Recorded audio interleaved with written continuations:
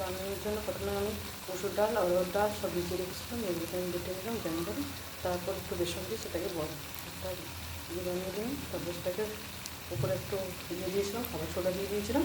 তারপর আমি এখানে যেসব সব নিয়েছি ফোড়নের জন্য গোটা জিরে, ধনেপাতা কুচি, শুকনো লঙ্কা গুঁড়ো, হলুদ আর ধনেপাতা, আর এখানে পেঁয়াজ আদা রসুন, গোটা জিরে, গোটা গরম মশলা সব বেটে রেখেছি।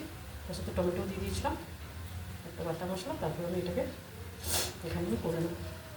এখানে আমার বড়াটা লাল লাল করে ভাজা হয়ে গেছে। তারপর আমি এখানে কড়াইটা গরম হতে দিলাম। কড়াই তেল গরম হয়ে গেছে, সেখানে আমি সর্ষের তেল দিয়ে দেবো। সর্ষের তেল দিয়ে দিলাম।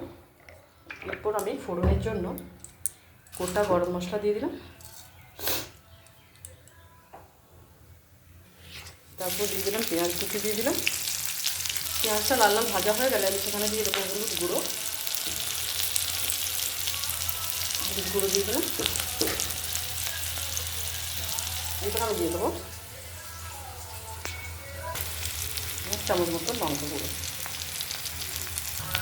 তারপর দিয়ে দিলাম যে বাটা মশলাটা ছিল, পেঁয়াজ আদা রসুন গোটা গরম মশলা টমেটো সব দিয়ে যেটা বাটা মশলা ছিল সেটা দিয়ে দিলাম। মিষ্টি খেতে চান তার উপর একটু চিনিও দিতে পারেন।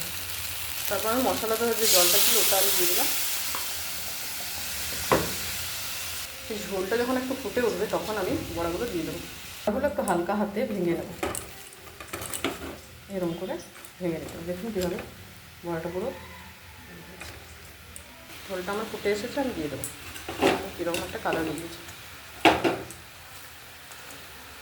আপনারা এটা ভাতের সাথে খেতে পারেন খুবই। এরপর আমি ধনেপাতা দিয়ে দেবো।